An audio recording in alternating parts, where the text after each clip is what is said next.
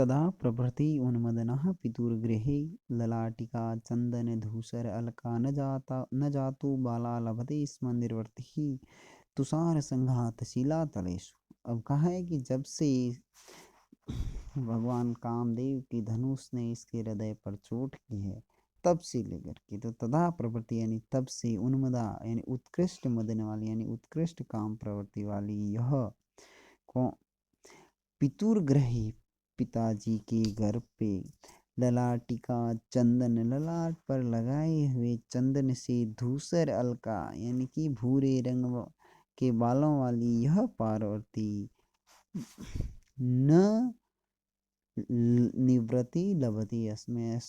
निवृत्ति न लभती अस्मै यानी शांति प्राप्त नहीं करती। बोले कहाँ, तो कहा तुषार संघात शिला तलेषु अपि, तुषार यानी बर्फ के संघात यानी समूह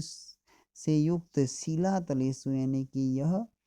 पत्थरों पर, यानी कि पत्थर जिस पर बर्फ बिछाई हुई हो ऐसी पत्थर पर भी निवृत्ति न लभते इसमें, निवृत्ति यानी शांति नहीं मिलती। अर्थात ये कामदेव से पीड़ित, काम रोग से पीड़ित पार्वती पिताजी के घर पर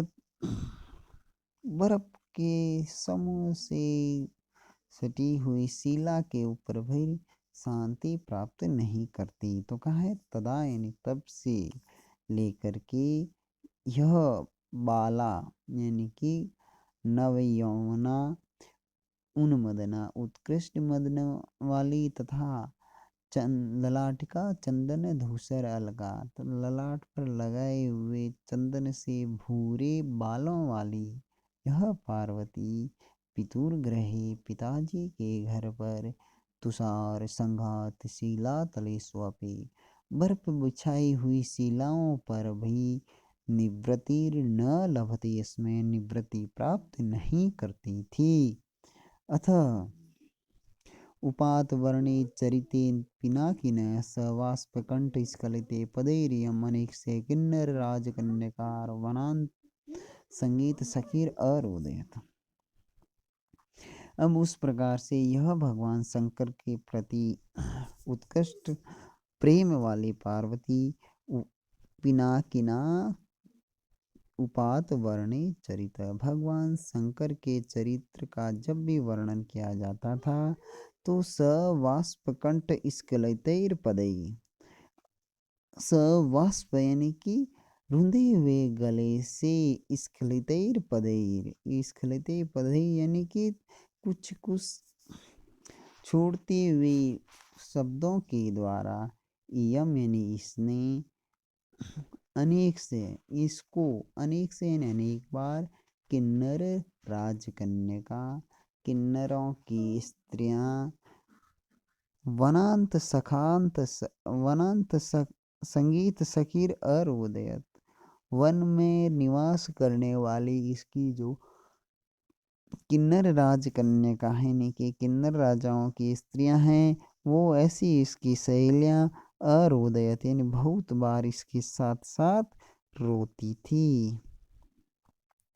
अर्थात यह पार्वती जब भगवान शंकर को याद करके उसका वर्णन करते हुए उनके प्रति जब गीत गाती थी तो उनके साथ साथ संगीत सखी जो इनकी संगीत गाने की जो सहेलियां थी वो भी उनके साथ अनेक स अरोदयत यानी अनेक बार रोई थी। पुनः देख लें कि पिनाकिन चरिते उपात वर्णे,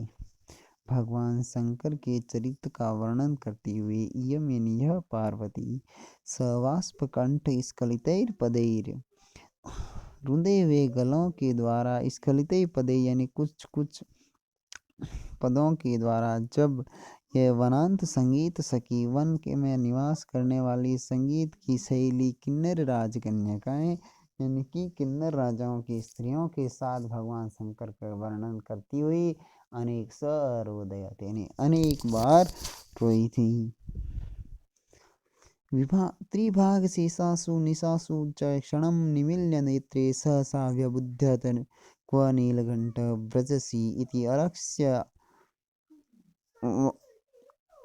अलक्ष्य वाग असत्य कंठ अर्पित बाहुबंदना। अब कहा है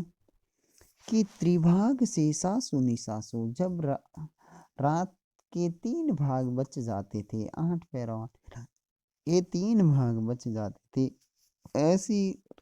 रात्रि में क्षणम यानी कि क्षण भर के लिए नेत्रे निमील्य, जब ये दोनों आंखें बंद करती थी अर्थात निद्रा आती थी, तब सहसा व्यबुद्ध अचानक से जाग करके चिल्लाती थी, क्व नीलकंठ व्रजसी, हे नीलकंठ कहाँ जा रहे हो। यानी इस प्रकार से अलक्ष्य वाक, बिना किसी को लक्ष्य किए हुए वाक वाणी या बोलती हुई, असत्य कंठ जो वास्तविक रूप से जहाँ गला नहीं था, इस प्रकार गले में अर्पित बाहुबंधना, अपनी भुजाओं का बंधन डाल रही थी। अर्थात ऐसा लगता था जैसे वह रात्रि में अचानक सपने में जाग करके भगवान शंकर को अपने पास ही मानकर उनके गले में बाहुबंधन यानी बाहु रूपी अपनी भुजाओं रूपी हाथों से उनके बंधन या माला का कार्य करती थी। पुनः देख लें कि वह पार्वती त्रिभाग से सासु निसासु, 3 भाग बचे हुए ऐसी रात्रि में नेत्रे निमील्य क्षणम नेत्रे निमील्य, क्षण भर के लिए नेत्र बंद होने पर सहसा विद्यत अचानक से जाग करके, क्व व्रजसी नीलकंठ कहाँ जा रहे हो नीलकंठ, इति यानी इस प्रकार से अलक्ष्य वाक, बिना किसी को लक्ष्य के वे वाणी बोलती हुई, असत्य कंठ वास्तविक रूप से अयथार्थ कंठ में बाहुबंधना अपनी भुजाओं का बंधन डाल रही थी।